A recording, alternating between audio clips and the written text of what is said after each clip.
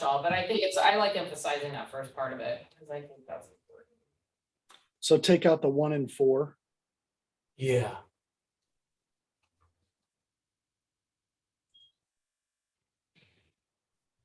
But is it gonna be include colon? Include what? A colon after the and. Is that what you mean? Well, Oh, we're colon, taking that number. colon, I see. After include? Include after colon. I don't know. This is tough to look at. Well, otherwise, we're gonna say include that the goals, like we have to, it's gonna be like a colon, it's gonna be numbered or semicolon, I mean, it's not gonna be semicolon. How about, That would be a full colon. you Yeah. could just say such conversion clauses might be ethically permissible where, Oh, Oh. yeah. or That's better. Yeah. And then we can remove the capital T from the Yeah. goals. See, you're good at it, Brandon. thank you. Exactly. So will we get rid of factors? We'd just say, we'd start with such conversion clauses?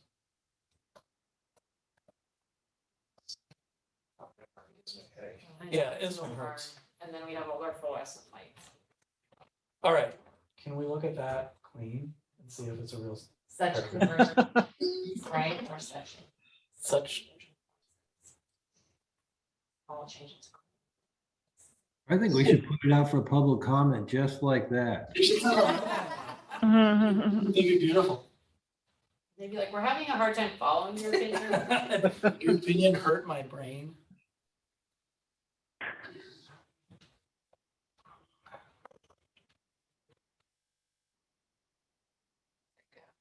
No, you scroll up, you got it with the blue. Yeah. There. that. Yes, you've got the estimate period before conversion clause is keyed. Yeah, we have. Right before conversion clauses, Angela, in 164, there's a period for the, that's, yeah. I think that actually might work. Yeah.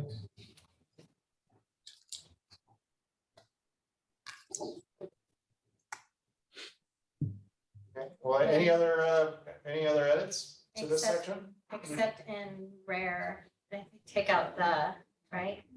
Yeah, Except in rare. rare and narrow, yeah. You're correct. And but yeah, you got the extra space there, but then in a manner that should be, or isn't that in a manner that is? Yeah, What does 1.4 say? You've got an extra period after the and before the right before operation of the conversion clause.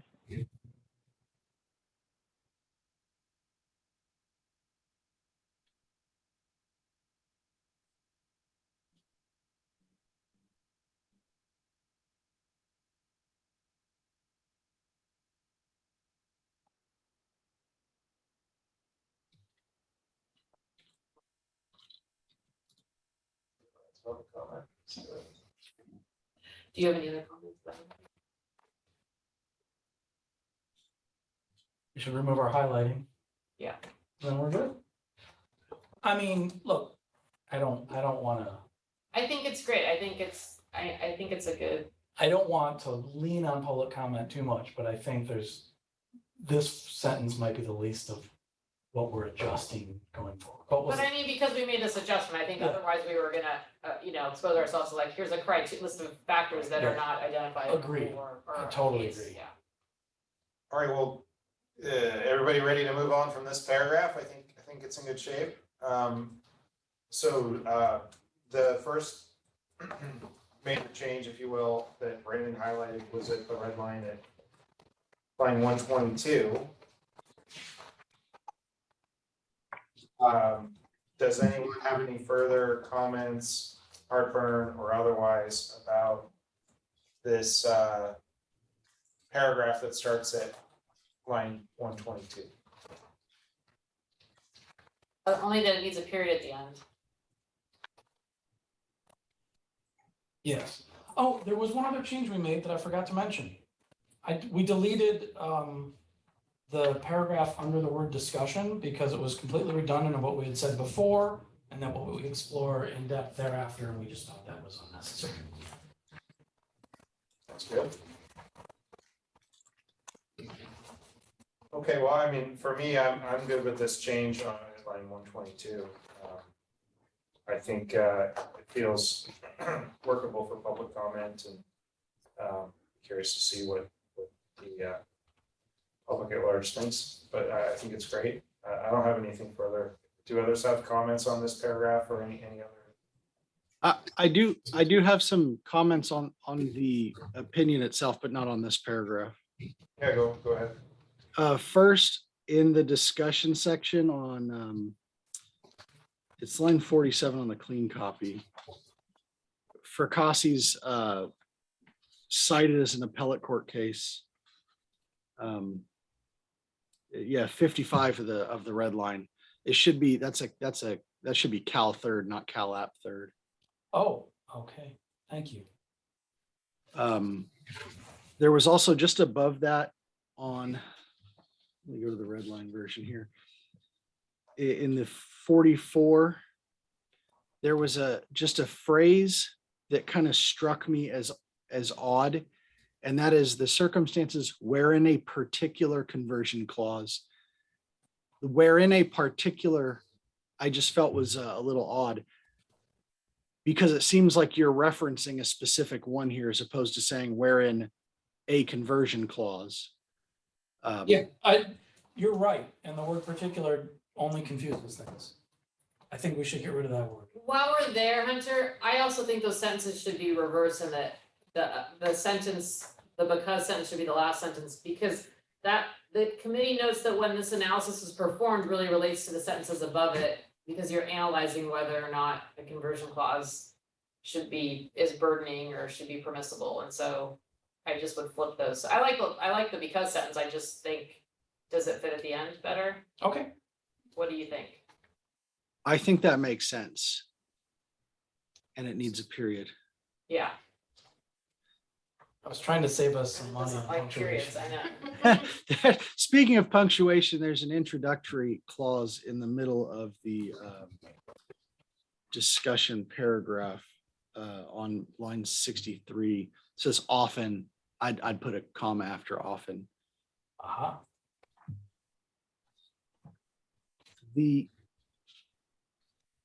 other comments I have, one of them involves footnote 7. I was reading that case and it's actually kind of a fascinating case, but it didn't strike me that that's the best case for the proposition that it seems to be cited for. Which is that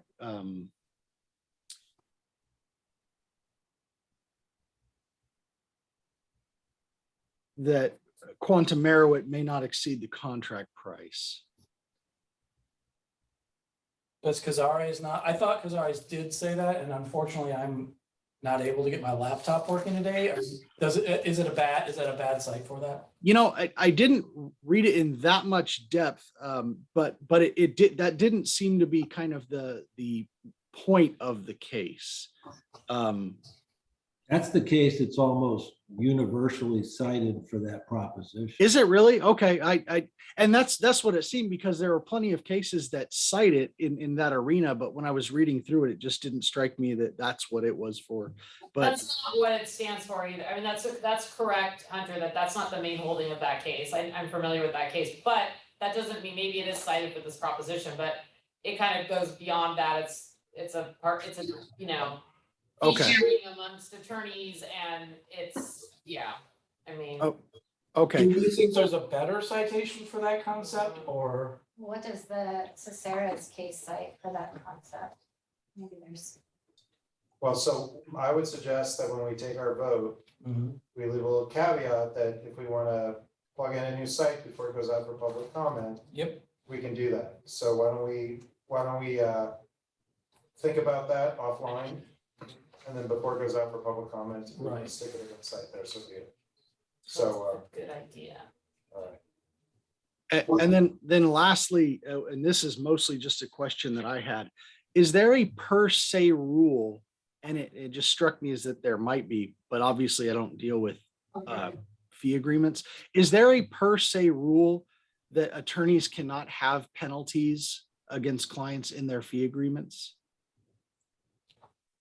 I'm not aware of a per se rule. I think, we are here opining, consistent with several other states, that such penalties, if they burden the rights of the clients, are subject to really heightened scrutiny.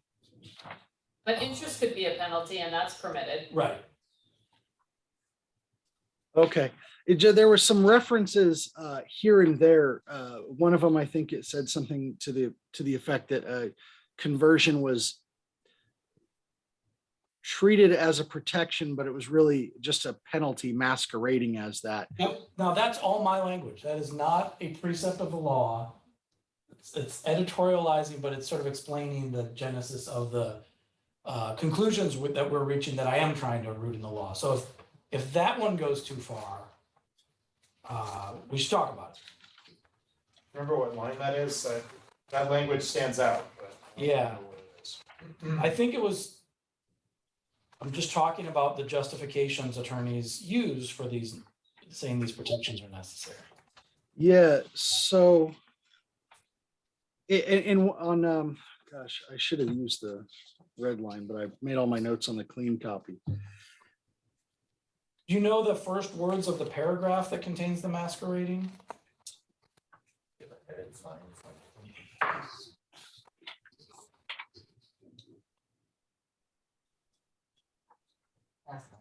Yeah.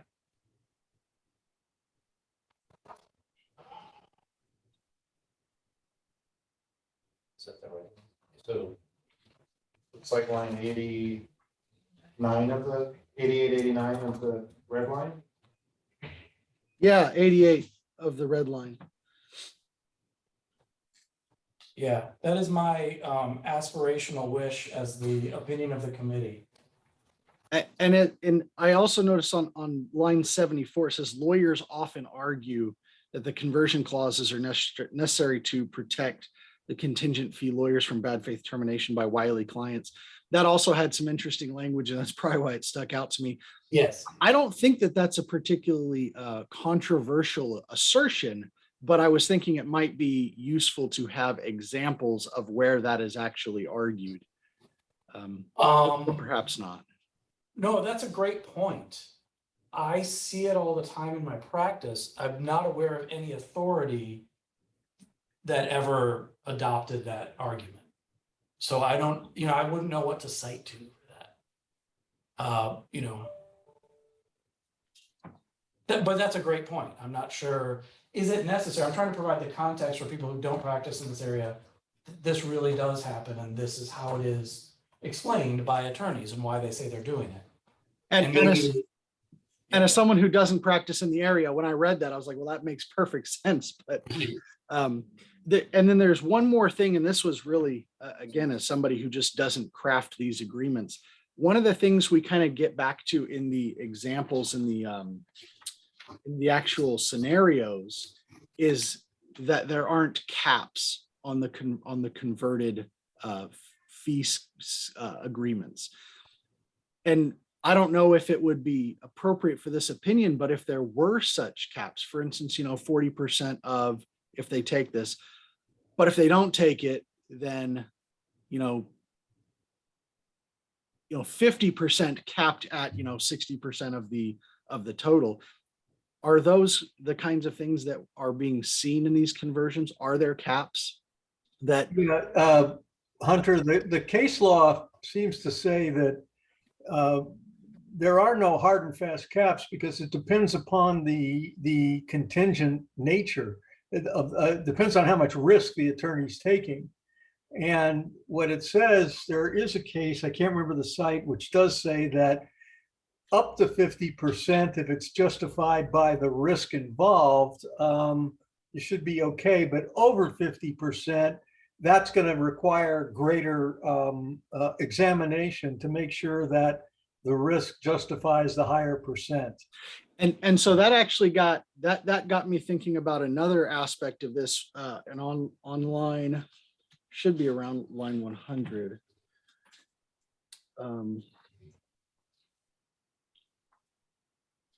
The committee also notes is how the paragraph starts. Oh, it's 108 of the red line. 109, a conversion clause that allows a lawyer to effectively avoid the contingent risk basically makes it not a contingency fee at all. It seemed to me that that's something that would more be a factor for consideration in the size of the contingency as it relates to risk, as opposed to invalidating it as a contingency fee at all. Well, I disagree with that because it actually does. The contingent risk is delayed payment or no payment at all, no matter what the percent is.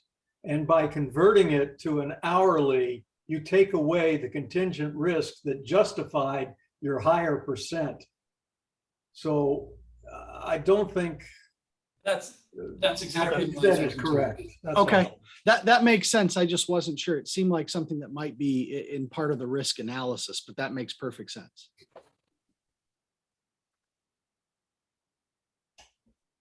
So Hunter's raised some points about my colorful language that we just have to, I'm not married to it. It's my language, you know, but if we should tone it down, that's just fine. Maybe people aren't masquerading in their arguments. I don't know. Well, colorfulness adds some readability. So on the one hand, we have that. On the other hand, I could see the potential benefit to softening some of the language in that paragraph that starts at line 74. We don't have to call the clients wily, I suppose. We Picture a coyote. we could. Brandon, I think that sort of masquerading is kind of telling it what it really is. I'm not bothered by that. And I think it's important to point out that you can call it whatever you want, but it doesn't change what you're doing, which is to affect an important client right. I think the reason why it stood out, and I'm not even suggesting we necessarily get rid of it, but masquerading does suggest almost a nefarious intent, right? A deceitful purpose. And I don't know that imputing a deceitful purpose to attorneys who are justifiably trying to protect themselves would go over well in a public comment. I totally agree with you, other than to say, it was the drafting committee's view that the existing case law adequately protects attorneys. Therefore, there's no justifiable additional protection that they should be seeking. It's actually advantage they're seeking. That's my view, and it's personal, and it's certain to get some pushback. So, and I'm okay if we want to tone any of that down without changing the substance of what we're, if my language is provocative, that's maybe not of great benefit, Well, but remember, the first attorney who invented one of these things knew full well what they were doing. And then the other people who merely photocopied that particular fee agreement and thought it was okay are doing, maybe not intentionally, but certainly ignorantly, and it has no less detrimental effect on the client. So yeah. I mean, I'm okay with, I wonder if we want to say something like a perceived bad faith termination or potential. I mean, because there is a question about, what is a bad faith? The client certainly has a choice to terminate an attorney. And would we want to characterize that as bad faith? I mean, I understand the scenario, say the alleged court bad steps. faith, yeah. Yeah, I mean, that could be bad faith, or it could be not, Yeah. that, I don't know that we want to say that the termination is in bad faith. The point is, if it's on the courthouse steps and the attorney's done 95% of the work, they're protected because they should be Right. compensated for the work they've done, regardless of the client's motivation. I know you're characterizing that as like, I think it's helpful to characterize it in some ways the way you have, because it shows that this is a justification that attorneys use, but they don't need to be concerned about this scenario because they're already protected, is the point that's being made, I believe, and the clients are protected. I think adding the word alleged bad faith makes it even more pointed. And I'm fine with that, but I'm not sure that's the direction we want to go. Oh, okay. Yeah. I don't know if you would want because that sounds like it's something actually alleged. Yeah, or supposed bad Reported, faith, or, yeah. Yeah. I was gonna say perceived, but Yeah, I mean, Oh, yeah, that's good. That's a little more neutral. Yeah. we could get in a whole debate about whether there is such thing as a bad faith term, Yeah. you know. Right, and I hope I wasn't suggesting to the reader that we think there's a bad thing. I'm trying to say their justification, but, I was comfortable with this language, but that's because it's me. So if we want to tone it down, I'm totally fine with it. I just want to clarify, I liked it. I just thought it seemed a little strong. I It's like pretty it strong. too. I agree. It's pretty strong, but in my view, and I think in Ken and Joel, when we were looking at this, these things are really close to indefensible. And I don't really think the attorneys are innocently doing this personally. I would consider taking out the word wily. That's fine. For certain clients, or I don't know, so Wiley now. I just, By clients. Yeah. yeah.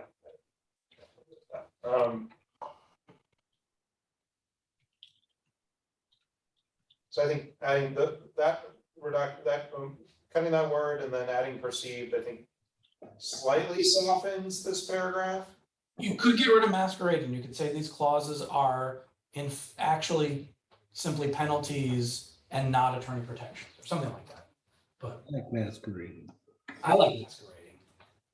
And then we've got something to yank out when the public's mad. So you're saying like, in practice, many conversion clauses are in effect merely improper penalties And Right. not attorney And- protections. and not, or rather than attorney protections. Or- Yeah. I guess that's a way. I would be in favor of more neutral language and just say they operate as merely improper penalties for. Operate, that's a good I- word. Yeah, I just don't think that the provocative language gets us, I don't think it's operate as. try to avoid it. Yeah. so in practice, many conversion clauses operate as merely improper penalties. I would just say improper penalties. I don't think we need to merely. Operate as improper penalties as opposed to attorney protections, or rather than, what do you think? What about that last part? As Yeah. opposed to attorney protections and not attorney protections, Rather than, rather than. attorney- Rather, I like the rather. but we should have another word in there, Rather than right? true Legitimate attorney or protections. permissible or some other word. Rather than Because they're appropriate or definitely attorney permissible. Yeah. protections, they're just not okay. Rather than justifiable? Yeah. Okay. We're no longer masquerading. You guys are taking all the fun out of it. Yeah. It's still operating. Gee. Is protection still need to be in quotes if it changed? I don't think it needs to be in quotes, yeah. So now we're not even doing snarky quotes now? I know, we're not allowed, listen to you, we're not allowed to do snarky quotes. Okay. Right, well, now that we've taken the jazz out of this opinion, anything else? We've killed and squeezed all the joy out of this now. Anything else before we take a vote? All right, going once, going twice. Oh, never mind. No, I just wondered if instead of justifiable, we say ethically permissible attorney protections, but. That's I clearly like that. more appropriate. Sorry, All right. and just that, because I don't really know what justifiable, I don't know, we just were talking about what's ethically permissible or not. Yeah, this is phrasing that we use. Yeah, another really boring turn of phrase, but yes. You guys are killjoys.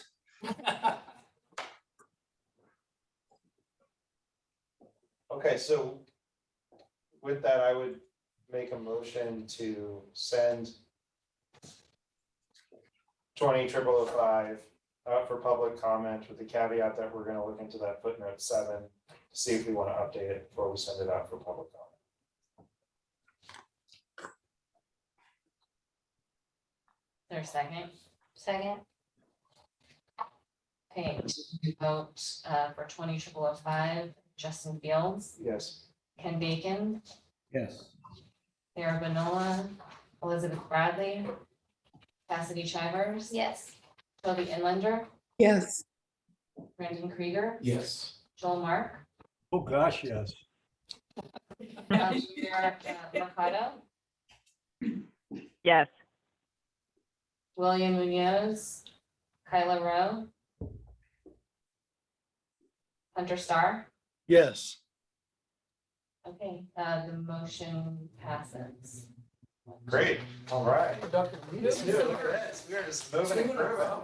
So why don't we take 5 minutes and then we'll start back up with a quick discussion of succession planning. And I don't know if we'll get to new topics today, but let's certainly try to squeeze in the proposed amendments and then at least a brief discussion of crypto currency. Justin, I've got to sign off, but it's been a pleasure. Thanks, Joel. Have a good weekend.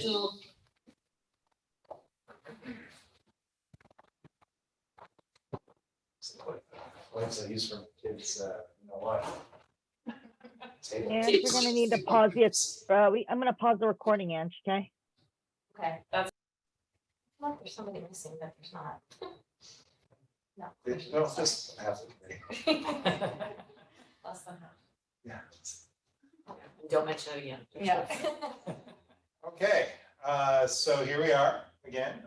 So we're going to talk about 20-0002 succession planning. I think we can and should keep this discussion pretty short so we can get through to the civility proposed amendment and cryptocurrency. And I mean, I think this is really coming along nicely, and it seems to me like it's just a matter of, you know, working on some of the loose ends and just refining it, because most of it's there. So maybe, Gina, if you want to give us a kind of a sense of where you think this is at, and what open questions you might have, et cetera. Yeah, if you recall, like the scenario 2 is more fully fleshed out, the most fully fleshed out scenario of, in the opinion. And so in response to like our discussion last time about it, I revised the scenario 1 with the sole practitioner and had a scenario where the practitioner had a plan to deal with, like, you know, a more realistic plan, like, yeah, when they go out of town, they did something, but just also describing that limitation didn't address unexpected occurrences. In other words, they were like, yeah, well, when I go on vacation, I just put an out of office thing on and I serve a notice of unavailability, which a lot of people do, but it didn't obviously address a scenario in which there would be an unexpected absence from the practice. So I tried to expose that and then to characterize in the analysis discussion, because we talked about sort of like, well, what is a succession plan? And actually that's addressed in the intro, and I forgot, I think we do a good job of addressing that concept in the intro, but basically saying that, you know, that they had this plan, but of course it didn't account for these unexpected absences, and as a result, these, you know, they missed these deadlines, and client obligations were ignored as a result of this. So just exposing that problem so that people could then say, like, in considering what kind of a plan, that there could be a bunch of plans that you could have that could account for and protect your clients in the event of, you know, you were unable to practice law either temporarily or permanently. That they didn't have a plan in place, and so that exposed them to risk. To try to make it just more of a discussion about that particular issue and not say they didn't have a succession plan. So I fleshed that out a little bit more, which I thought was helpful to expose the fact that the plan didn't account for unexpected absences. So there's not really much change in section 2, except, you know, Ken made some good comments about the period of time. And I tried to address those, Ken, related to saying an extended period of time that would likely, I don't know where those changes are, Ken, but I was trying to address, because you did make some good comments about the fact that there was like just talking about like being absent from the practice of law. Well, it would, I think I said an extended period of time, and then it would have to like have a material impact or something like that. I don't know where they addressed those things, but maybe you're satisfied with those changes. And then in 3, again, I tried to, I put a little hypothetical in there related to this issue about, you know, in a big firm context, you could still have some particular issues that would highlight it's succession planning if a lawyer was like isolated geographically or in terms of their practice, and, you know, a complication that the person was older, which exposes them to more risk, and just the fact that the the managing partner who's considering succession planning should consider some of these factors and sort of characterize it that way. But I did put a little mini hypo, or one issue that the law firm manager was particularly concerned about, because I think that's something that is not as uncommon as we would think. I see that in firms of all sizes where you have sort of like these siloed practice groups, or a person's working really remotely and no one really, and maybe the law firm isn't have as robust policies related to remote work in a way that captures everything that person's doing. And if they, it sort of mirrors this idea of a small firm or solo person where they're really kind of removed, and like who could handle their work even if they weren't geographically removed. If they were like one of the only people practicing in this area, like what would the firm do? And just that, not that they can't have that scenario, but just that they have a plan in place for how to address that and they could address it. So I thought that was something that probably is more realistically would impact the larger size firm, right? Those kind of siloed practice groups, dealing with aging attorneys and dealing with, geographical isolation as well. So, that's, other than that, those are, we need a conclusion, and then whether we feel okay with those new wrinkles on those hypotheticals or fleshing that out. And then there's just some general fleshing out to do, yeah. Thanks. Did anyone either from the subcommittee or committee as a whole have any specific comments or questions that they wanted to share?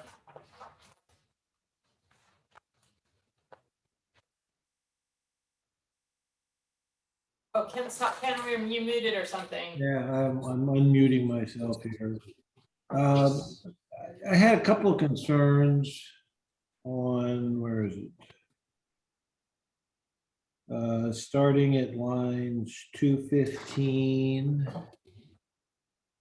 going into the next page, 219,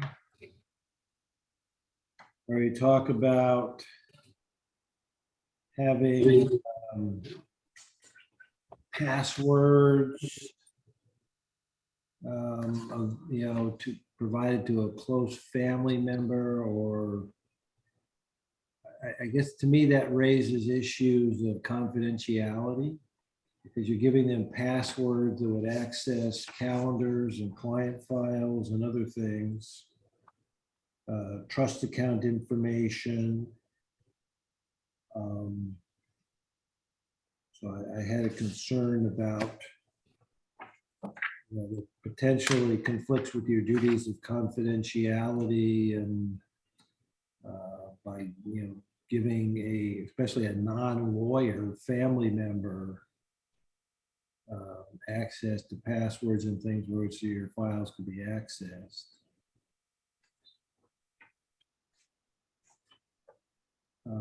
Yeah, same thing. It's in footnote 10 on page 9. We're talking about, having an envelope somewhere with all these passwords that your office administrator or spouse could access.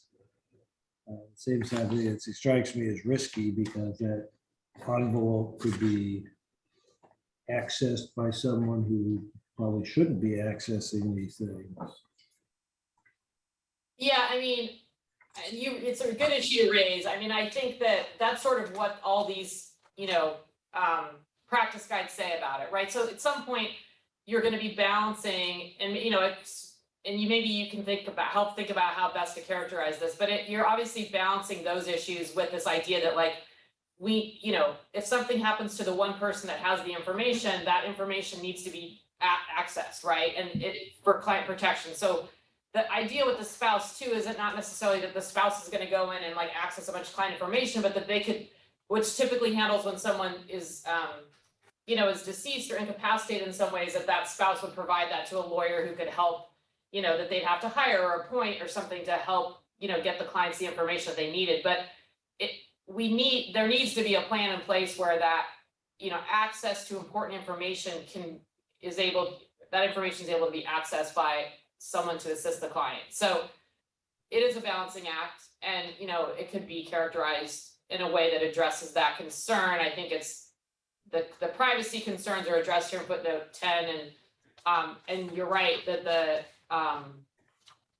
the formulation of it in the hypothetical, the first hypothetical, don't address that issue of confidentiality where it is at least referenced in footnote 10, but it's definitely an area where I think it could be massaged in a way that addresses like sort of this balancing of interests, because it's an important thing, but it is a balancing of interests.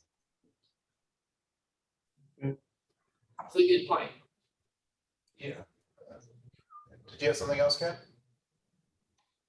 I don't know, I'm gonna go through, yeah, I get, on page 7, lines 21 to 24. It just strikes me that it's lacking, we need some kind of a conclusion there. I mean, so, if you're unable, if you don't do this, then what? It's an ethical violation, it's a breach of your fiduciary duties. I mean, what is the consequence, so to speak, of not having a succession plan? Well, I mean, I think that's again where as a committee, we've sort of struggled with the exact tone that we want to take because we didn't initially, when we discussed this, nobody was comfortable saying that it's an ethical violation not to have a succession plan, right? We're really trying to make an argument that it implicates a lot of breaches and ethical duties if you don't have one, but that there's no rule that directly says you have to have one. We try to make, I think, a pretty good argument, the best argument that we can, that again, if you don't do that, then you're going to end up breaching a lot of other duties to clients that are implicated by the rules. But it's really for the committee to decide how comfortable they are having a stronger conclusion to some of these, Ken, and maybe you or other people have proposed language about how best to capture that. I mean, I think it's consistent with our other conversations on this. It wasn't as strong, it was basically suggesting that by not having a plan in this particular hypothetical, that lawyer breached duties to clients and these were the duties that they breached. But I didn't go as far to say that not having a succession plan breached a duty to clients, because I didn't think we were comfortable with that. And so that's sort of where that was rounded out. But again, definitely open for discussion on that point with people. Yeah, I mean, I agree. I mean, I'm not particularly comfortable coming to that conclusion. It was that, that was my sense when I was reading this. I'm thinking if it goes out for public comment, I kind of can't keep coming up with, so where do we go with that? I guess one of the things I kind of struggle with too, are lawyers different than other professionals? I mean, doctors, accountants, engineers, seems like a lot of professions, your client's going to be in a bad position if you, get ill or drop dead or whatever. But I don't know that other professions, at least to my knowledge, have something that suggests you have some sort of a professional duty to have a succession plan. So, and I think we stopped short of saying that. I mean, I think again, this opinion says if you don't have a succession plan, we can tell you a bunch of scenarios in which you would breach duties to your clients 100%. But those scenarios may not happen, right? But it's I think, important to highlight that the fact that if you don't consider a succession plan, that you could be in a position where you're breaching your duties to your clients, right? You're imperiling their interests and you're prejudicing their rights. So I think it's important to have attorneys consider whether they should do that prophylactically in order to protect client interests, right? So, but I think it's hard to say, and I don't think we're comfortable saying you 100% have to have one. But we all know that it's very likely to be implicated at some point in the life of an attorney. And then the question with law firms are, again, it's an analysis of 5.1 and saying, is not having some type of considering these issues and whether we call it a succession plan or not, but considering what would happen if this attorney who's isolated over here was, got hit by a bus tomorrow or whatever we want to think, how do our systems at our law firm protect clients in the event of things that could happen to them, which are foreseeable, I would argue. So I think it's, those things are really important to raise in this way, but I don't think we want to go that far, the first point, but that's, a comfort level. okay, yeah, no, I agree. I don't know that we want to go that far. It's just, those are issues, concerns, and points that popped in my brain. I've gone through this. So. Well, the irony is that the, you can probably find a duty under 5.1 for law firms.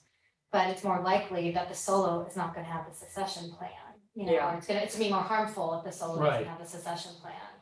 So you would want to find a duty more for the solo, but it's just. not- But the solo is considered a law firm under the rules, under the definition, so when you have a law firm, as it's defined by the rules under the terminology, it includes sole proprietorships So as a you law would think firm. 5.1 would still apply to the solo. It does. Managing themselves. Yes, it Yeah. does, and and again, because of that, the obvious potential harm with one person being, the only person that controls everything, and if something happened to that person, a lot of the succession planning opinions from other jurisdictions or the guidebooks talk about that as in particular, like the ABA opinion, that's obviously a heightened level of risk for one person as opposed to 3 people, and of course, multiply that, you have people that can step in and look at the systems and, so,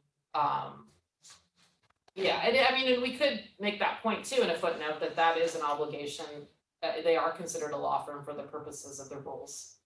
Well, they should view the succession plan as part of the firm, whether you're a solo or not a solo, as policies and procedures. Yeah. Like what, that should be in your manual, Yeah. and so maybe that's how you frame it. I mean, solos are like unlikely, I mean, maybe they do have policies and procedure manuals, but they're probably just customs and practices that they adhere to, right, that aren't really like, Yeah. Yeah. I know, but again. I think how you, Dina, just articulated the distinction we're drawing in this opinion might be helpful to creating a formula for maybe describing the stick for failing to have a succession plan a little bit more forcefully, which I think Ken is suggesting we might want to do, which is this notion that a lawyer may never need a succession plan, and therefore may not violate an ethics rule because they don't, scenario 1 or A never happens to them.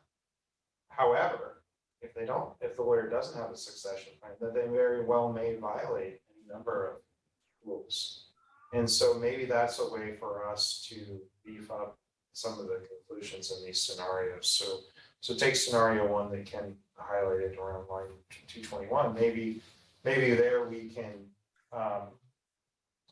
round out the discussion by highlighting some of the rules, however you want to phrase it, implicated, violated by lawyer A's failure to engage in succession planning, rather than having to affirmatively say there's a duty to engage in succession planning, which we're not, I think, saying in this opinion. So I think there's ways with the clear distinction that you've drawn to beef up certain parts of the opinion, to see what it looks like and see if we're more comfortable. I think that's a better approach in terms of, frankly, getting the reader's attention and appreciate the seriousness of not engaging in succession planning. Yeah. Yeah, I mean, your observation, Ken, about sort of how I think some of this kind of drops off is accurate, because there was this sense of like, we need this conclusion, and what is the conclusion, right? In that sense. So I think that's true with all the scenarios, and we can revisit that when we feel comfortable with what our conclusion is, and kind of make sure that is reflected in those scenarios. Well, if you could hear my cat in the background, please. What about the scenario 3? Did anyone have any thoughts about that? So similar to Ken, I actually, if we can find a formulation that's a little more forceful in terms of the conclusion about the law firm manager's obligations, I would support considering that someone who's been a law firm with a lot of lawyers for many years. I think it's an important obligation to highlight for lawyers in large firms or mid-sized firms, that they really do need to think about succession planning, because it's, you can have analogous situations to solo practice where you have, you hear of lawyers who silo themselves, who are essentially behaving like a sole practitioner. That can create a lot of problems at firms of any size. And so I think that in the same manner that we might reinforce the conclusion in the first scenario, we may do something similar in the third scenario and see how everyone feels about that. Yeah, I was trying to capture that isolated geographically or in practice areas like the silo scenario, yeah, for sure. That's a really good scenario. I like that. I mean, just in my legal malpractice civil litigation, a lot of the attorneys that are able to get themselves into trouble, in all manner of trouble, are these siloed folks. There's nobody else saying like, hey, stop, you know. Right.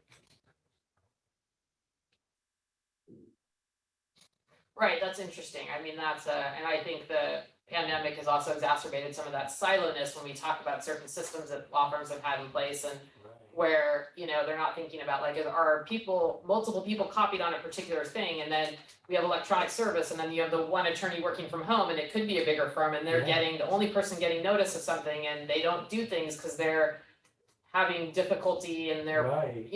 for whatever reasons, they're having difficulty that, that attorneys like other people and, dealing with the pandemic and mental health or substance abuse or other issues, and so they're not responding, and then it's not being caught, right? Because there's not other people that are supporting them because of the isolation and siloing, which has been exacerbated by, the pandemic and the reality that law firms are gonna, like every other business, are gonna be more virtual and remote, and technology is gonna enable that in a positive way, but it does have more heightened risk for certain things. Sorry.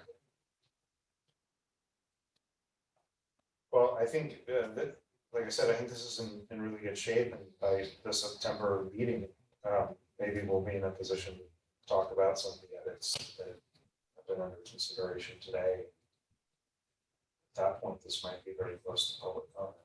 And you're gonna take that over, right? I'm looking forward to it, actually. Awesome. We can still be here in September. So. Is that your last meeting? It is my last meeting. People should be allowed to stick around longer. Forever. It's all good. You think it's, Yeah. every time someone leaves, it's like, oh no, they're leaving, and then it, the committee moves on and other people fill roles, and it all goes on the way it's supposed to in a productive and great way, so. And you have more Fridays in your life. They're just we're taking over on it. It's just a different day that's gonna be filled up, yeah. Where's the party gonna be after that, or? Yeah, We'll have, can someone do a virtual thing where fireworks go off in the background Right, at the right. meeting? Great, so why don't we then go to the proposed amendments on civility? I see, hey, Bill, is here. So I know Sarah's not here to lead this conversation, unfortunately. So I'm gonna really lean on the folks who were involved in preparing this document.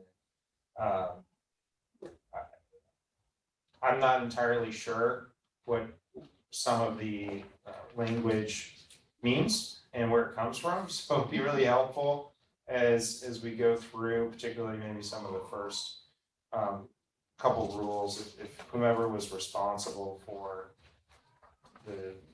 or substantially responsible for the edits or comments to the rules, to give us a little bit more context for what was done here, how this was prepared, what you're trying to convey, and what questions you have for the committee. Setting the stage would be really helpful. So with that, if the person who handled Rule 1.0.1 is here in the meeting, it would be great to start off and get a little more background before we launch into this discussion. Well, that was Sarah, but I told her I would. Oh, excellent. Well. So what I recall from our meeting on Rule 1.01 was that, let's see, the revision, I had it all in my head, now it's all gone. We were talking about the definition, okay, significantly unprofessional conduct. That is incivility means significantly unprofessional conduct that is discourteous, abusive, or harassing. We were okay with that definition because significantly unprofessional conduct is basically qualified by it being discourteous, abusive, or harassing, or vice, because we're worried about like the First Amendment issues, right? So, and it being vague and overbroad, and, I think during the course of our conversation about these amendments, there was concern about comments, made during cross-examination of witnesses in court and things like that. And I think Hunter will get into that a little bit more. So, but the definition, the way it's revised, I think is acceptable because it has to be significantly unprofessional and then discourteous, abusive, and harassing. And then the other. I'm sorry, can I just ask one question, which I think I understand, which is just that there was the proposed rules, and then the Office of Professional Competence reviewed them and made some suggestions, and those are the suggestions that you're reviewing and commenting on, correct? I think we were a little bit unclear about that, or Sarah was. Hunter and but Toby, I think Toby was on the call too.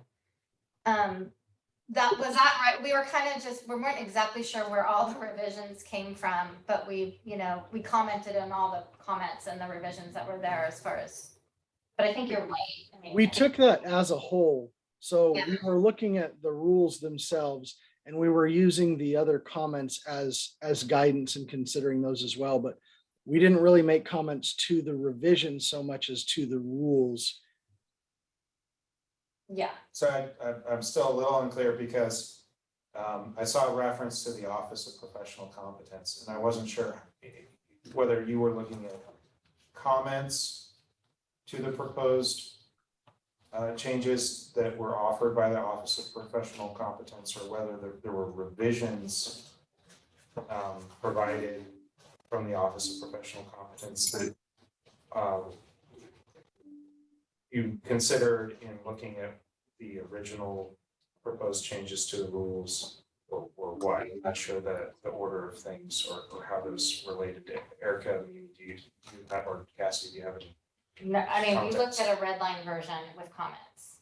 Okay. And so, in the blue comments, so that's what you're looking at now as far as the red line and the comments. The blue portion was from us, while following our meeting.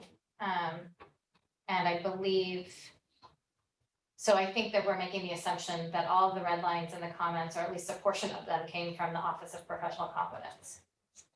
I'll weigh in, and then Mimi, I don't know if Mimi's on right now, but she can correct me if I'm wrong. So the comments on the bubbled comments on the right-hand column are OPC comments. Okay.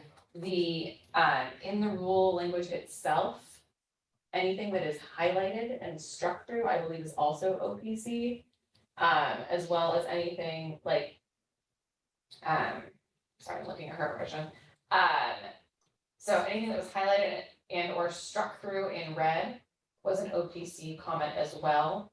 The underlined red text that has not been either highlighted or struck through was the CCTF recommendation. Okay. At least that's my understanding. And I don't know if Mimi's on, but she can hopefully correct me if I'm wrong. So we've probably provided, go ahead. Sorry, no, my understanding is that the comment bubbles may be Andrew's comments, I think, Andrew or OPC, yes, so they were asked, and Randy can correct me if I'm wrong, because he's on too, that OPC was asked to consult on these revisions by CLA, so I believe those are his comments. Is that correct, Randy? Yeah, so there was no official channel used to solicit input from State Bar staff. There were former members of COPRAC who were participants with the Civility Task Force who were interested in informal input and feedback. And it was directed to Andrew, and Andrew consulted with me and sent over some informal feedback on the work of the Civility Task Force. And I think it's correct, as described by Erica, that those comment bubbles, you see commented TA, I think that's, Andrew's marker, are the ones that were informally provided by us at their request. And then the red line, underline that's also revisions that OPC made. That wasn't originally how it was provided, right? I'm just trying to.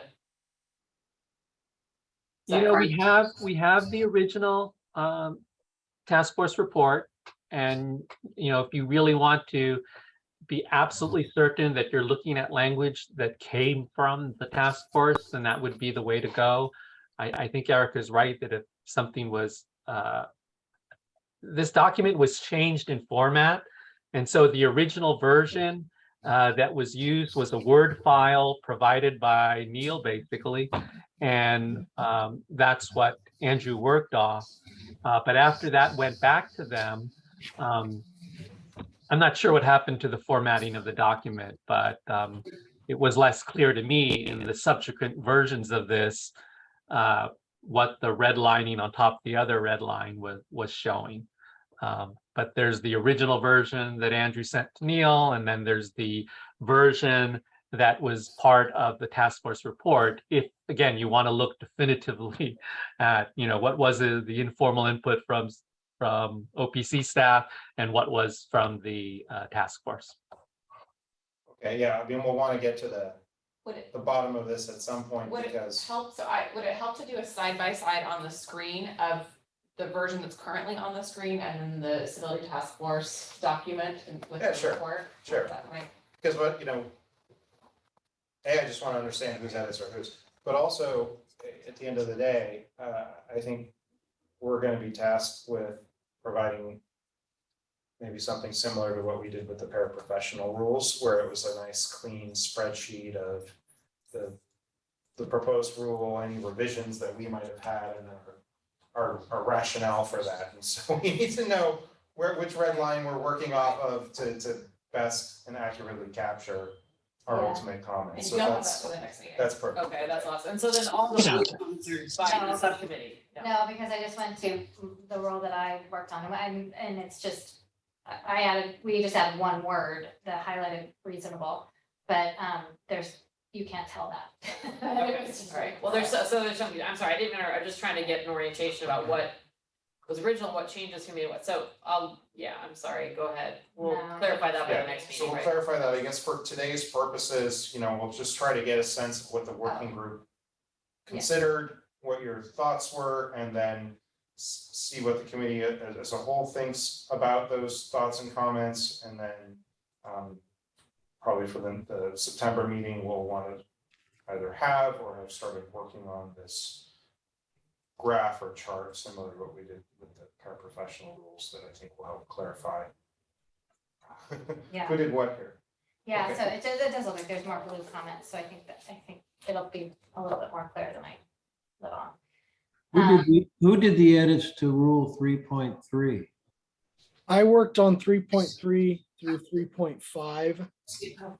No, you're gonna go, sorry. It's okay. It- Wait, Kane, I'm sorry, Cassidy's gonna start at the beginning of just one Oh, point, okay. of line one, sorry. I Well, cut her just- off to. No, it's okay, so we'll finish the definition of incivility.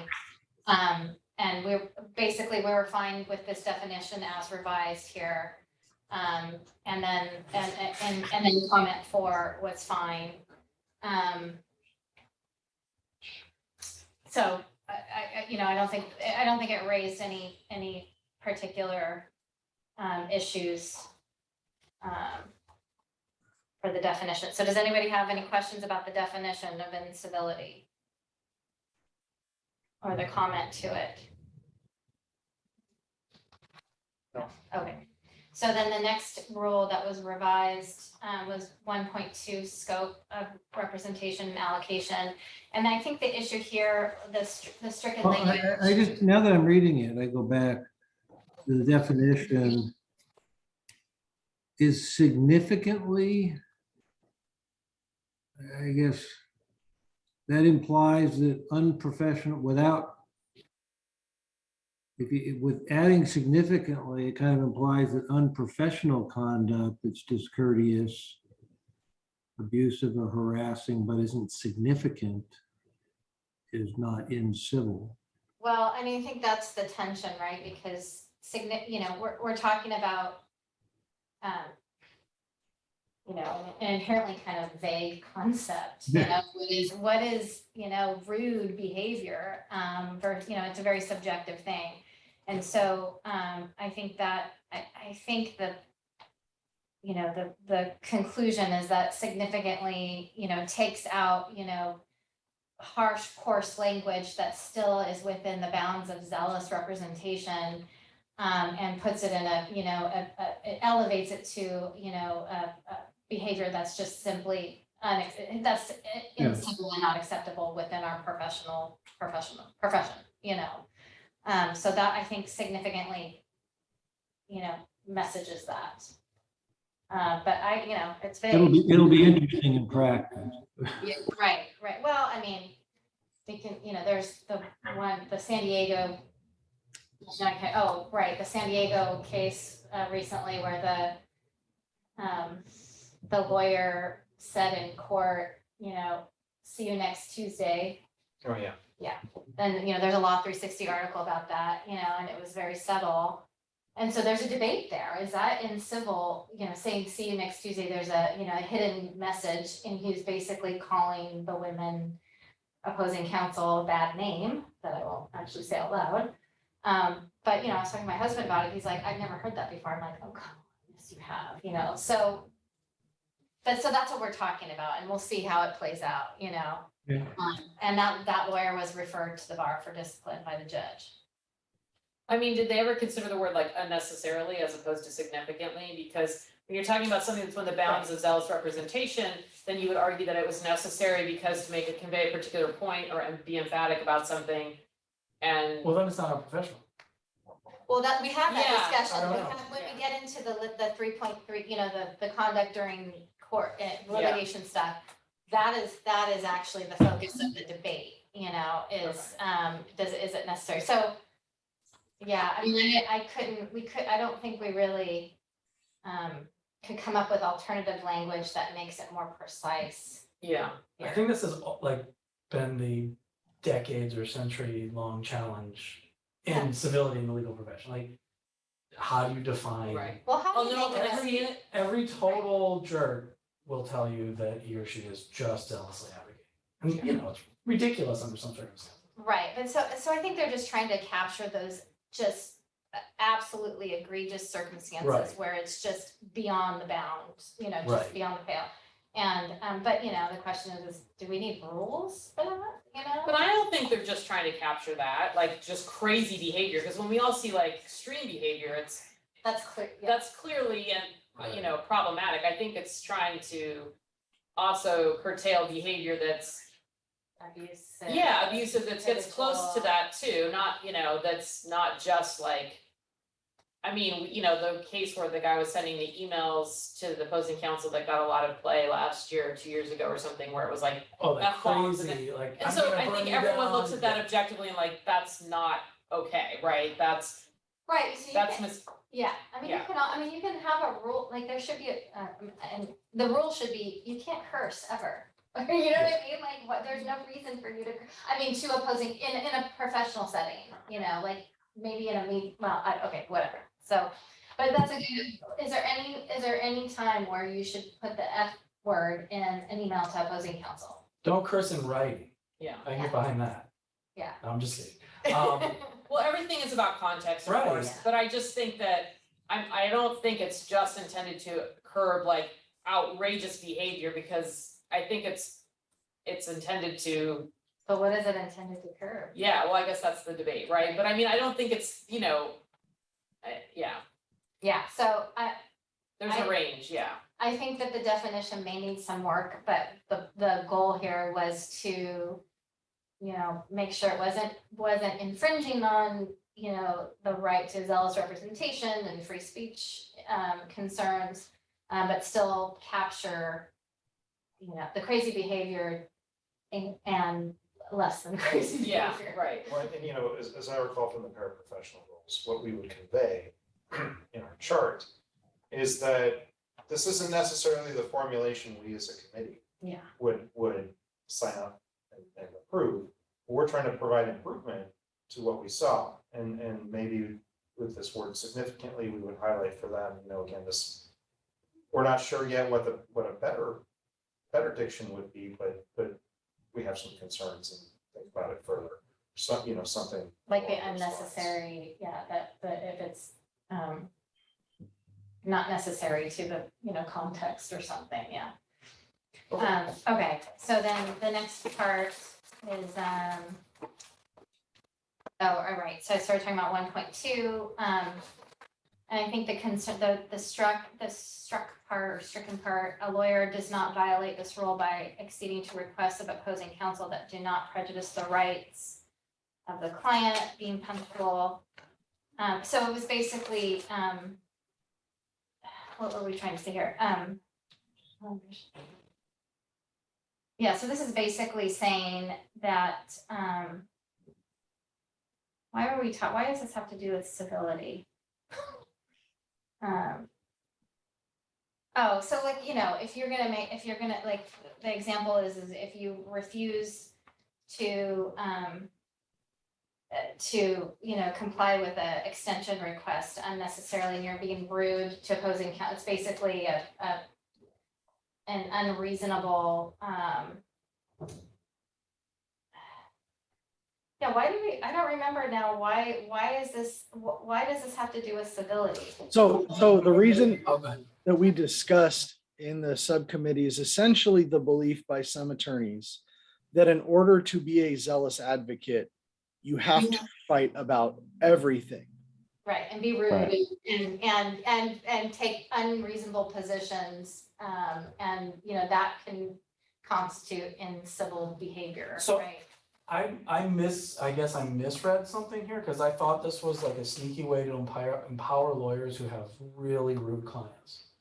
The client that says, don't ever give them any extension, I Yeah. hate those Yeah. people. Yeah. And it's like, no, I can do that, because 1.2 is all about who's got the authority to do what. Right. Yeah. And even if you hate your adversary, I still have the authority to be polite, right? Right, Yeah. that's, Yeah. yes, that's what I'm saying, sorry, I couldn't focus.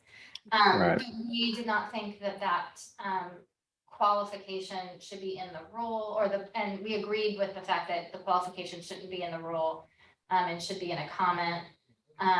But we added the additional qualifier that a lawyer does not violate this rule by acceding to reasonable requests of opposing counsel that do not prejudice the rights of the client. Because that was kind of in line with the other ethics opinions that are cited in the footnote. And just my personal commentary, I think this might be the most effective of the changes, because Yeah, this is empowering an happens all the attorney who time. already wants to be polite, yeah, but is feeling pressured not to be by their own client.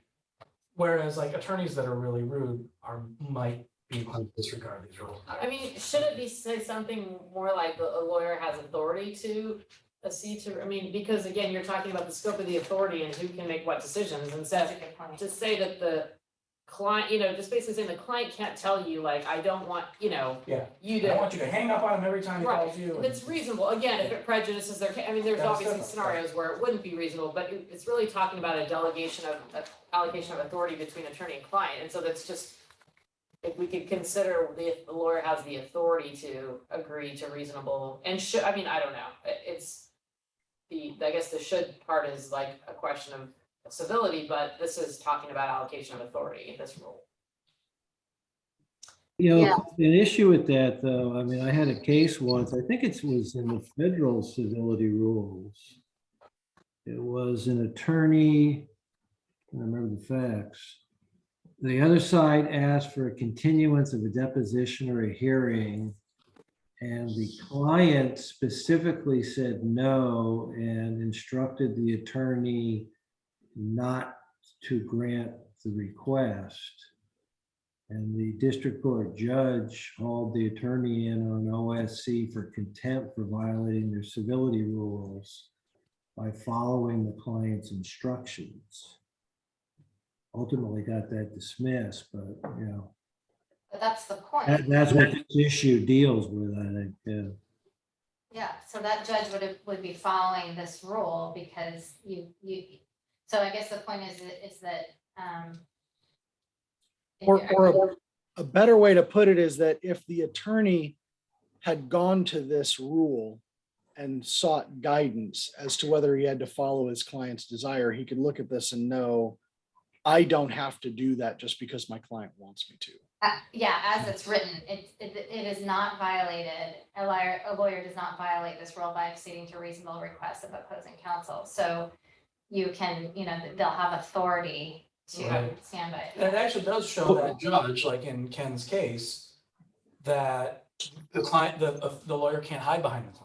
This rule tells the attorney, and everybody else knows it was the attorney's final decision not to be reasonable, or whatever it is, Right, well, and then the lawyer can go to the client and say, look, this is what's gonna happen, you Yeah. I ethically cannot comply with your instruction, Right. But that's not what this rule And the says. client can fire the lawyer. The rule just says that if they do agree to do these things, they don't violate the rules related to allocation of authority. It doesn't say that the lawyer should do these things. It's Right. just saying if they do these things. So Right. I don't know whether, they want to say that more affirmatively in a different way to say that the lawyer should be doing these things, because that's not what this says, right? Yeah. Well, and if this were an ethics opinion, I would agree with that formulation, but it's just gonna be in a discipline rule, so I would avoid the should. I think that the formulation. I wouldn't does put not- should either. All right. Yeah, I'm not saying it should say should, but I'm just saying that the rule doesn't say that the lawyer should do the thing. Yeah. It's just saying that, so if the goal of the civility rules is to say, we want to ascribe behavior to the lawyer, like that they have to behave in a civil manner, that's not what this, I know, It's we're just initial comments, that's just, yeah. yeah, but I like a lawyer has the authority to accede to reasonable requests, Yeah. of opposing counsel that do not prejudice rights of the client. And Yeah, then- why don't you, hi, everyone. Just along what Cassidy was saying, just say, what if the comment says a lawyer has the authority and does not violate this rule by exceeding, because then it ties right into the rule itself, because it's the scope of authority. Yeah. Does not violate. Okay. All right, should we just go on? Yeah. Okay, and then I think I'm off the hook and it's the next people. Okay. Who's Yeah. who's Yeah. 43? That was me. Hello, everybody. I'm just trying to pull this up. I'm not in a place where I'm not in my office, so I'm just trying to, this, and I'm trying to figure out which are our comments, other than the blue. I know that because that's how I wrote that. I think the issue that we had with this one, as we note in the rule there, similar to the comment that was made, is get rid of strive and respect, as it is stated originally in the rule. The latter part being more consistent with the attorney's oath and using dignity and courtesy. I think that the thread that I recall us talking about in the subcommittee was this idea about other professional obligations just being vague, too vague to be in the common or the rule for that matter. And I think our recommendation would be to get rid of that language, other professional obligations. We also didn't like the eliminate. I think diminish, as we note there, is much more appropriate for if the Office of Professional Competence wants to keep that initial phrase. Use diminish as opposed to eliminate. And those are my recollection of the notes that we talked about there. We didn't like this strive to seek. I mean, that was too vague. Or the word strive, so we got Take to out get rid the of that. should after that. Where it says should and then Yeah, strive. right, exactly. There's a typo there, but. Yeah, no, I think that's should- right. Why not just should treat all persons? Should Yeah, the two Yeah, should be taken out. I think the Right, last exactly. sentence in blue is what you guys propose, right? In the Yeah. comments, that's what you Exactly. think it's saying, yeah. Yep, exactly. So I mean, I think that was really the crux of our comments right there. I mean, that kind of sums it up in the blue. Yeah, that's great. So I mean, just big picture, and I think it would be helpful if we can circulate the final chart that we used for the paraprofessional rules to the working group here, so that you can see how this would play out. I think we had a chart that would set forth the proposed revision, and then that was from the Civility Task Force, and then a counter if we have one, and then an explanation of why we would propose alternative language, such as this last sentence in blue on 1.3. And so this is helpful to see. Does anyone have any questions or concerns about this proposed revised language for comment 3? I just wonder why we're saying seek to treat all persons instead of you just should treat all persons well. Just treat. Yeah. It makes Yeah, sense, basically. We were like, why are we saying strive to seek or Well, strive or seek or whatever? I think, yeah. Do we have to succeed in being respectful, or do we have to just try? I think, let me put it this way.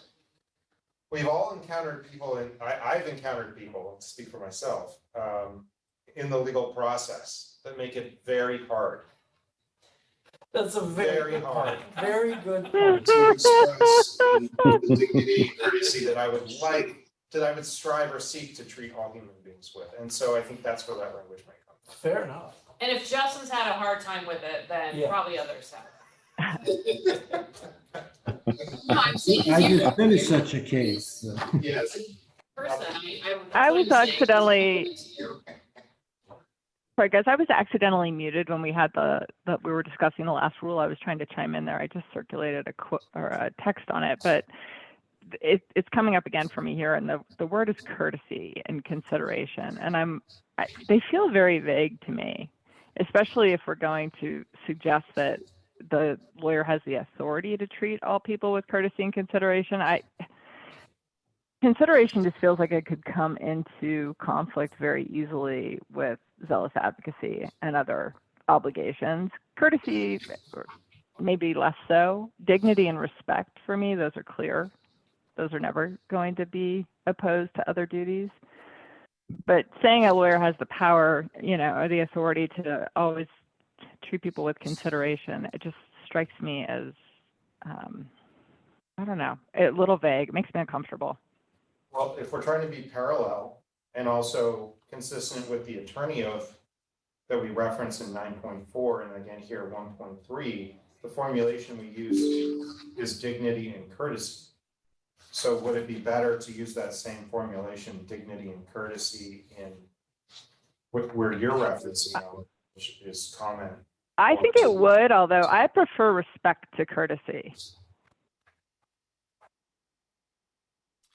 The problem though is that doesn't sure we really can change it, but that doesn't really capture some of what we're really trying to do. Because for instance, if somebody's going to see family, for instance, they're coming out of town, and it does not prejudice your clients to give them half a day off to do that, that's not respect. I mean, I guess it would technically be part of respect, but really that's a courtesy.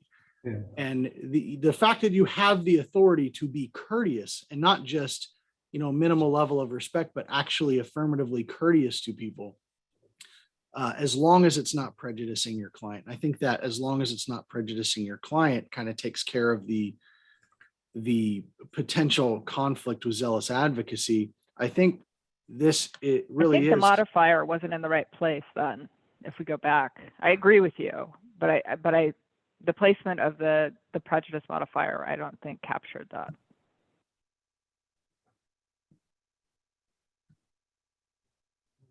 You're talking about comment 1 to Yeah. rule that's what she's 1.2? talking about, yeah. Oh, Yeah. 1.2?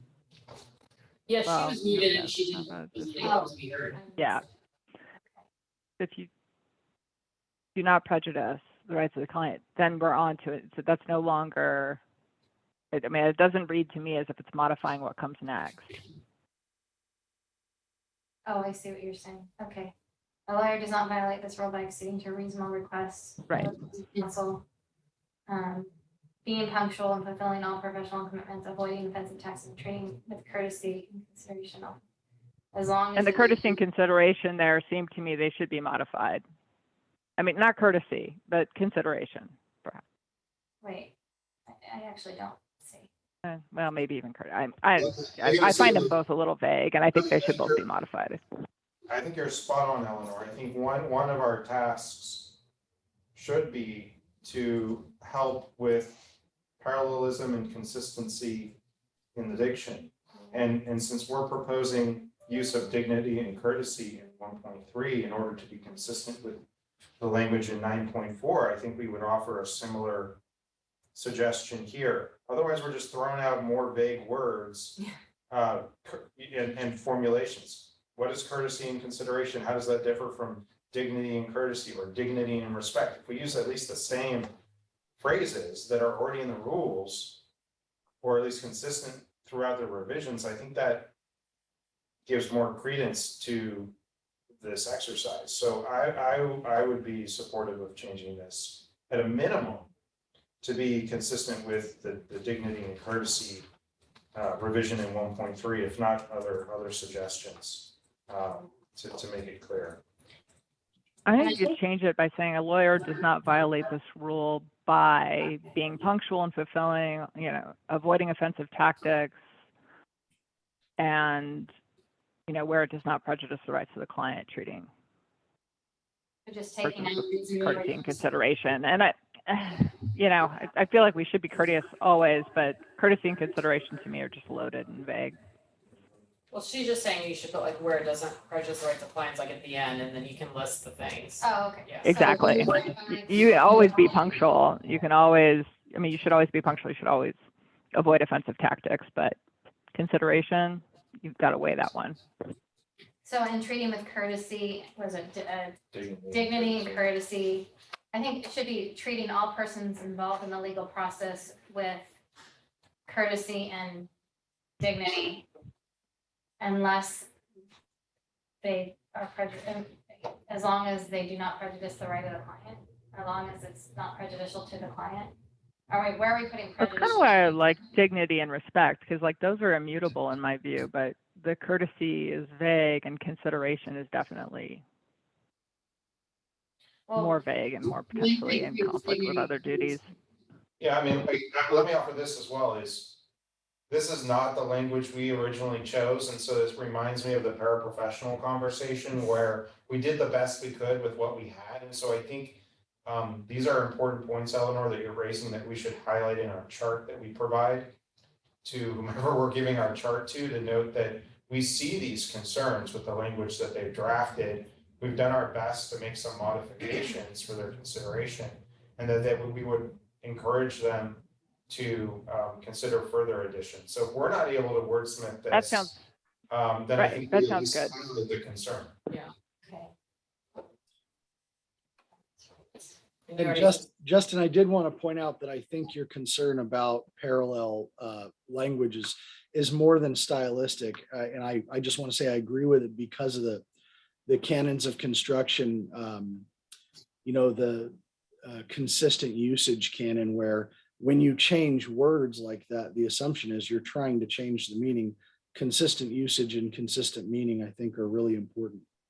Yeah, no, totally agree. I think that's exactly right.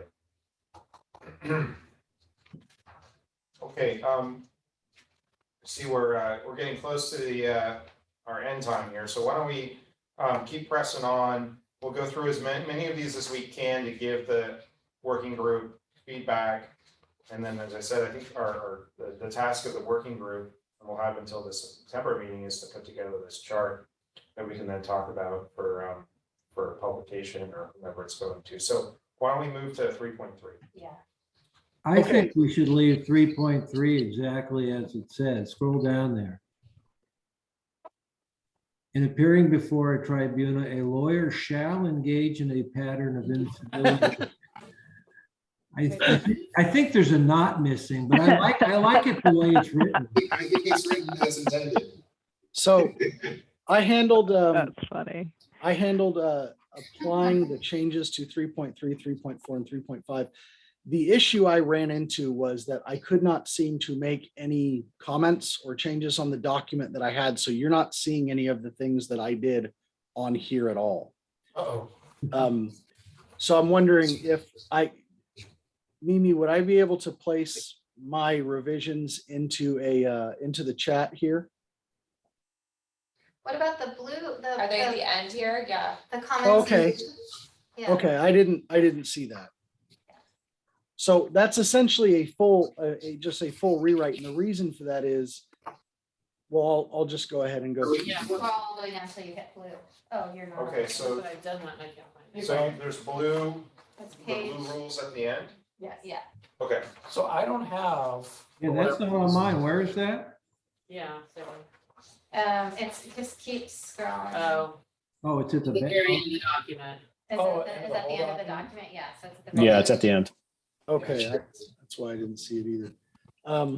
So I'll start with the concerns that we had concerning 3.3, and some of these concerns actually repeated throughout. The first is that we have multiple concerns here. First of all, this is candor towards the tribunal. And so candor has kind of a specific direction or meaning behind it. And E suggests a number of different behaviors that don't necessarily work well in the arena of candor. And second, don't necessarily work under the same heading either. So if you look, I've actually got comments on there.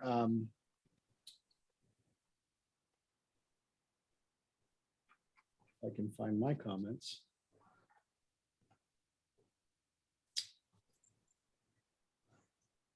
Okay, so paragraph E addressed multiple disparate types of conduct better suited for explanation of a comment as opposed to black letter rules. One of the things that we were concerned about as the working group was that requiring things as black letter rules is about the minimum requirement of ethical behavior as opposed to guidance for attorneys. That has a couple of negatives to it. One of which, and this is something I was concerned about, is the weaponization of rules by the people who really these rules are designed to control. So first, engaging in a pattern of incivility. While we have defined incivility, we have not defined a pattern of incivility. In my background, there are a couple times when pattern is used in the law. First, taking the old Batson Wheeler challenges, a pattern can be literally kicking one juror. That can be considered a pattern. So the meaning of pattern has not necessarily the same meaning as that, but then take, for instance, I was a gang prosecutor for a number of years. Pattern of criminal activity has a very complex and very specific meaning. So every time I've seen pattern of used in the law, there's a very specific definition of it. Sometimes it's complex and sometimes it is almost unintuitively simple. I don't like using the term pattern of incivility without explaining what a pattern of incivility is. So the lack of a definition in subpart 1, I thought was better moved to a comment. Then there's intentionally or habitually violating any rule of procedure or of evidence. That's problematic because of the zealous representation requirements. There's always at least two interpretations or can be two interpretations of what is an established rule of procedure or evidence or whether you're following it. I have been told before that I am not following procedure correctly and I was correct. And the person saying I was not following the rule of procedure was incorrect. But it was up to me to continue to do that because that was correct. And that was what was correct for that situation, to keep pushing. And then when it eventually got cleared up, if I had not kept pushing, I would have been doing a disservice to my side, to my client, so to speak. So that's problematic because it gets really close to the line of what being an effective zealous advocate in a actual courtroom means, especially because a lot of times you don't have time to discuss what you're doing. It's just on the fly, that's the ruling, move on. Then there's engage in conduct intended to disrupt the tribunal. This one was actually much better because you've got a kind of an intent requirement, and the intent is to disrupt the tribunal, which really I couldn't think of a single good reason why a zealous advocate would be intending to create a disruption. And so what I did in the change here is I essentially summarized E as a lawyer shall not engage in conduct intended to disrupt the tribunal. And then I discussed the other pieces in a comment, in a proposed comment, which is it applies to habitually engaging in incivility. And I used habitually as opposed to a pattern of, because habitually is something that I think is more open to a ordinary meaning, whereas pattern is something that's more likely going to suggest a technical meaning, or intentionally violating established rules of procedure or evidence. The beauty here is if there's an argument that you may be doing this, we've moved this to guidance so that you are not basically choosing between your own career and your client when you feel like you need to stand firm. This is something that can be hashed out a little bit later because we're not making it a black letter law. It is guidance for what it means to intentionally disrupt the tribunal. I think that's not a perfect solution, but I think that one is better towards zealous advocates, but also gives a court a little bit of teeth in saying, no, what you're doing is just wrong and not acceptable. The latter, and I went ahead and explained it, should not be conflated with an advocate standing firm in the position of the client, protecting the record for subsequent review, or preserving professional integrity by patient firmness. And that language was taken from, I believe, either ABA comments or some case law that was actually cited in the document that we had itself. And that summarizes my response to 3.3. So first of all, that was a very eloquent summary, and your critical thinking on these rule revisions and how much time you spent thinking about it comes out very clearly. So thank you for that, Hunter. I think that helped us all understand these changes, why you made them, and frankly, what, for me at least, why your changes are, I think, going to be helpful to the task force in hopefully reformulating some of the draft language. So thank you very much. Does anyone have any specific questions or comments for Hunter on 3.3? No, that was perfect. Okay. Excellent. So why don't we move to 3.4?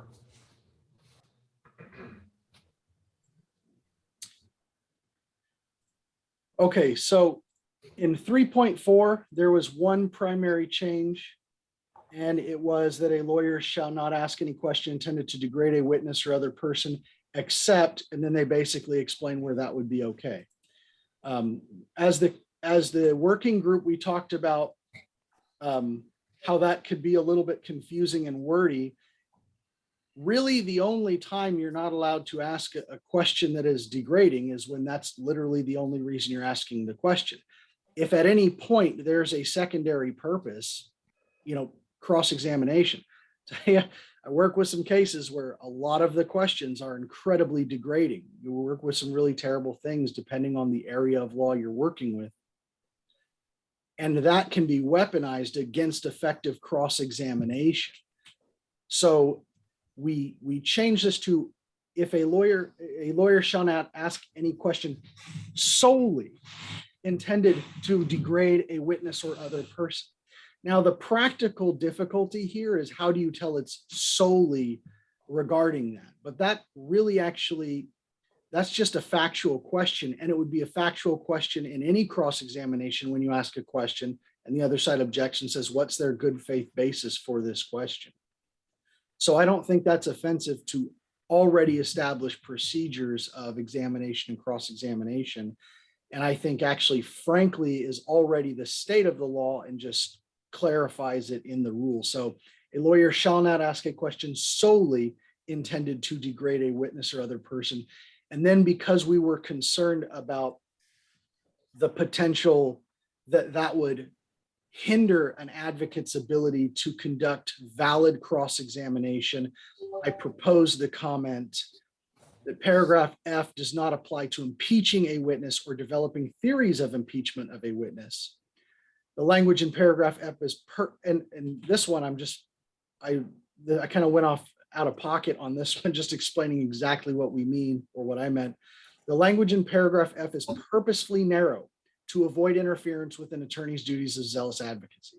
Conduct that is solely intended to degrade a witness or other person is prejudicial to the administration of justice. And that I went ahead and added that this could be misconduct under 8.4, thereby kind of bolstering what I think the rules are intending to do here. I think that's great. I have one question, Hunter, for you. This is Dina. Did you guys ever discuss or consider, I like that, using the word solely, did you ever discuss or consider putting that in rule 3.3 with the tribunal? Like disruption, like solely for the purpose of disrupting it, because that occurred to me in that 3.3E, and I think it occurred to me because I read your revision to 3.4 and I saw solely, and I liked that use of that. I wondered if you considered that, or whether you think it didn't belong for a particular reason, or that was too complicated.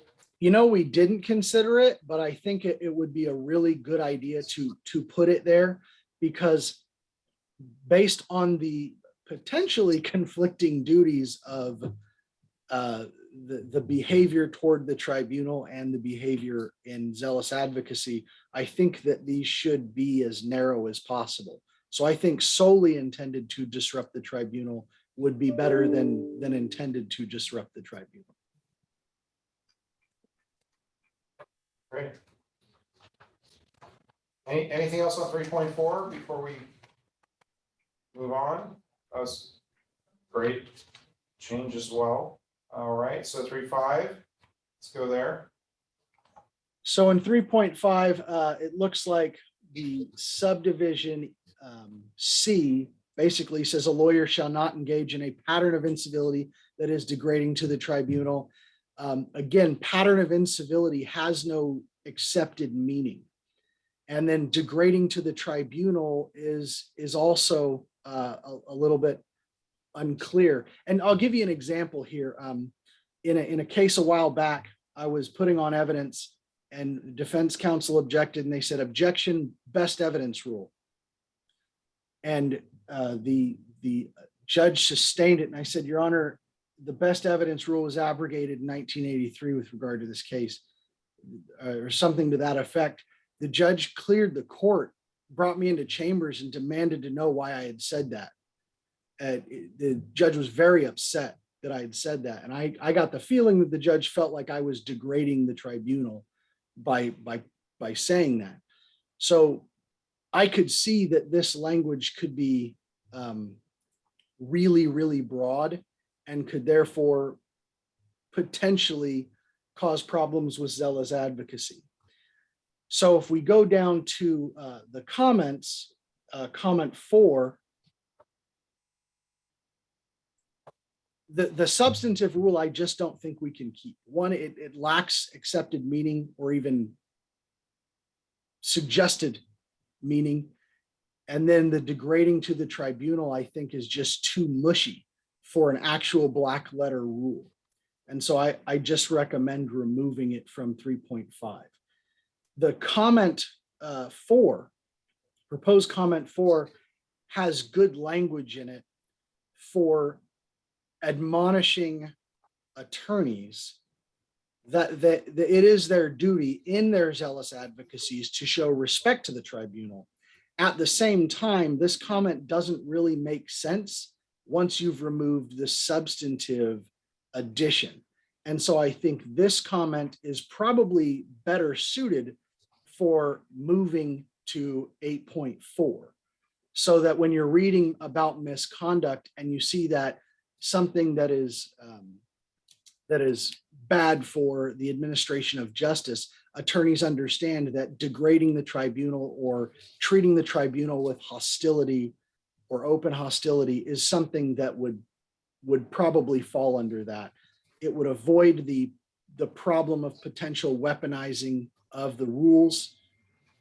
It would avoid the mushy and unclear addition of the shall not engage in a pattern that is degrading, but also allows judges something to point to if they think a lawyer is going off the rails and they need to say, hey, you're getting real close to misconduct. Look at this comment to 8.4. 3.5 is really concerned with ex parte communications, right? It's not really having to do with, conduct. So I think I would agree with moving it to the comment to 8.4, which has to do with conduct.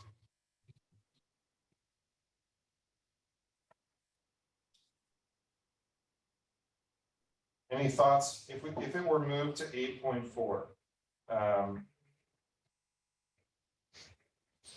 Any thoughts on where in the comments it would go? Would you want to make it the new comment 6, or do you feel like it should go somewhere above the current comments? Or do we need to tie it to a particular subsection of 8.4? It should be tied to the prejudicial to the administration of justice. Right, paragraph D. Yeah. Okay. So you would incorporate it into comment 6? Or just have a separate comment that also addresses paragraph D? I may have misnumbered. I thought that there were 5 comments, and so I'd just add it as the next comment in order, but I could be wrong. Wait, so you're 4, and now I'm just. Well, we can figure that out later. Let's keep going. Okay. Why don't we- Hello, I just want to point something out on 3.5. We skipped, there's one more comment. There's a comment 5 there that's sort of standing by itself. The duty to refrain from incivility applies to any proceeding of a tribunal, including a deposition. Right, and that would have been that's something that I would have kind of snuck into the proposed comment, which would have been kind of towards the end. A lawyer may also violate paragraph D by asking questions solely intended to degrade, which is from the above, or other person, or engaging in a pattern of incivility intended to degrade the tribunal, which comes from above, including at a deposition.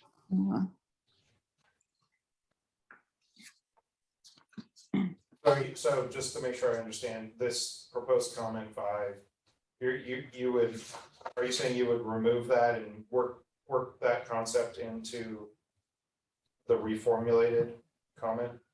Yes, unless it appears, because I think it just deals with the civility issue, but because we would be removing C, it would work better as worked into the comment that deals with the civility issue.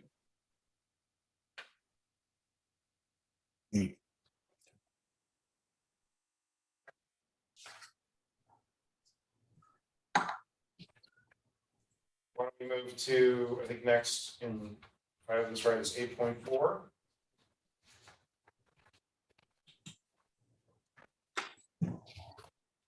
Does anybody from the working group want to take 8.4?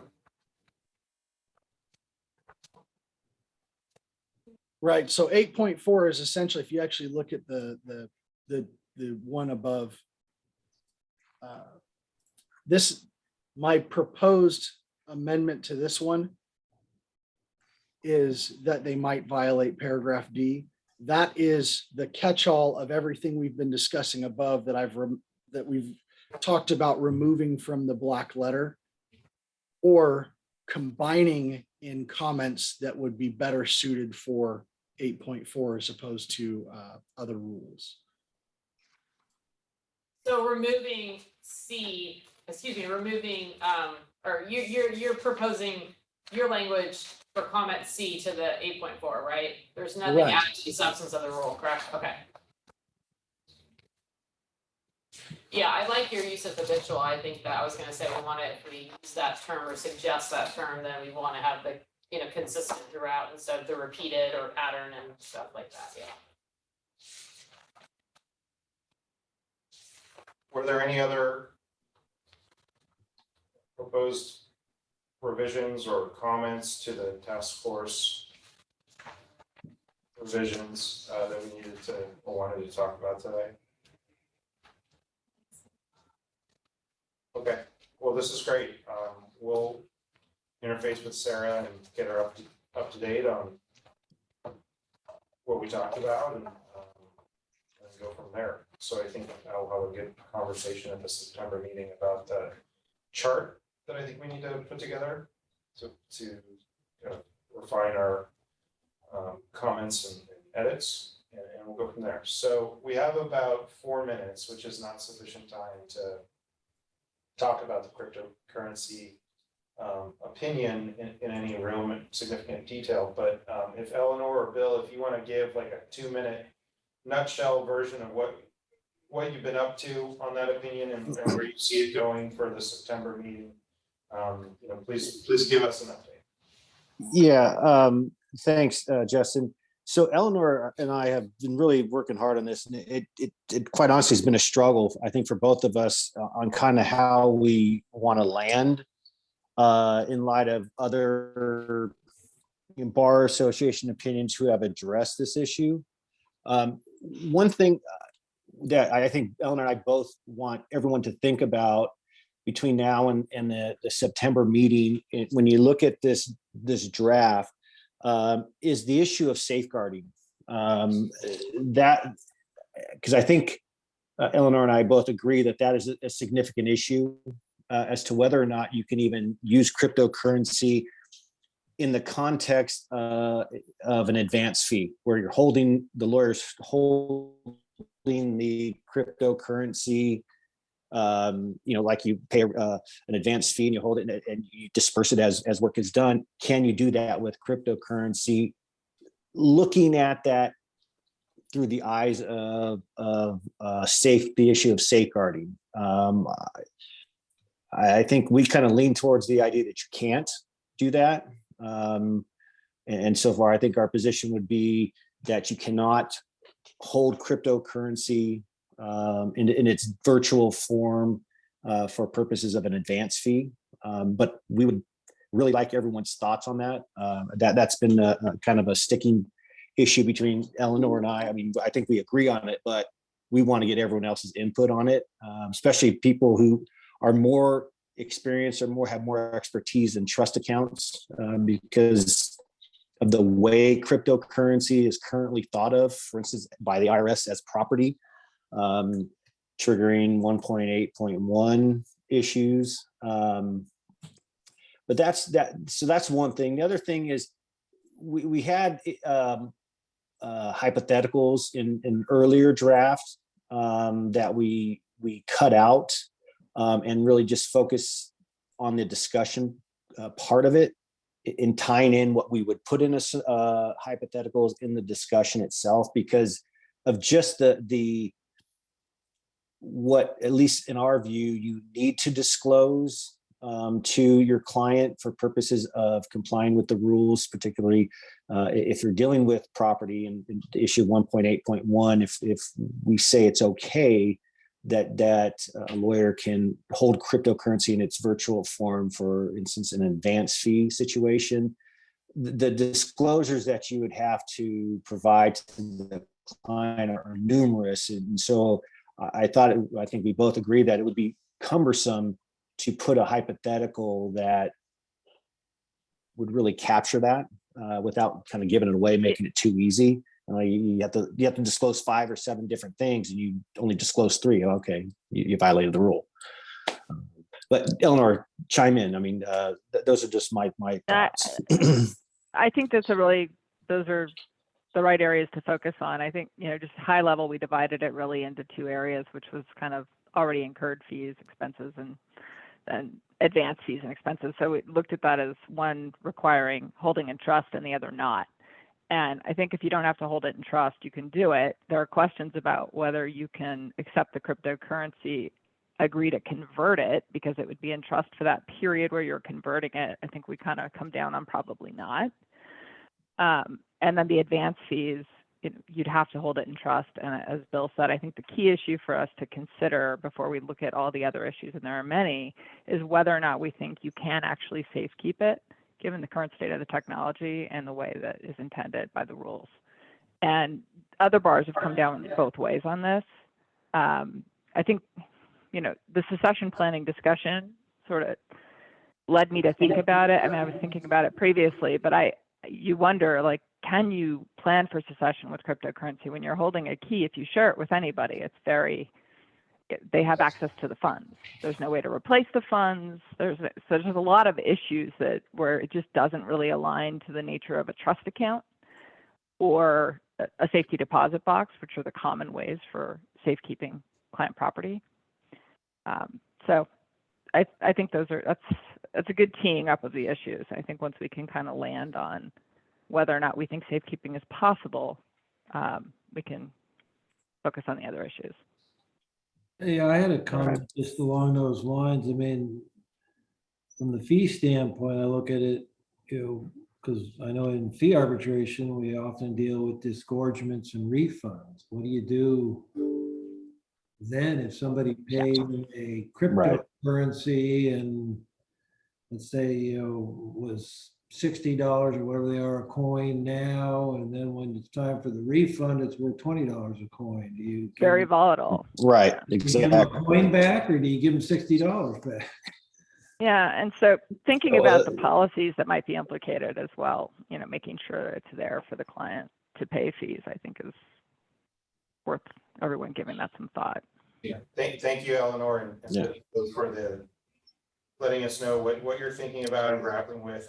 If anyone has comments on this advance fee issue or use of hypotheticals or any other comments on the current iteration, please send that to Bill and Eleanor and copy me.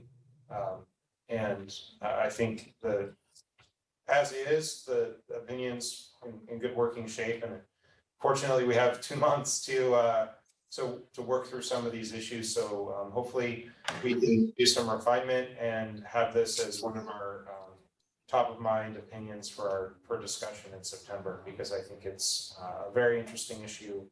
And some of the issues being tackled, I think, will be ripe for a meaningful discussion. When's the September meeting? For some reason, I don't have it on my calendar. It's a good question. I think it's the 9th. Nice. Yes, my hard copy calendar, which is always accurate, says September 9th. Okay, I'll add it there. Thanks. All right, well, we have a tradition of always ending on time, so we should conclude. Thank you, everyone, for your time. I hope everyone has a wonderful weekend. It was very nice to see many of you in person, and hopefully in Southern California, we'll see some other faces if you're able to make it to the downtown location. Great. Good to see everyone. All right. Thanks, everyone. Have a great weekend.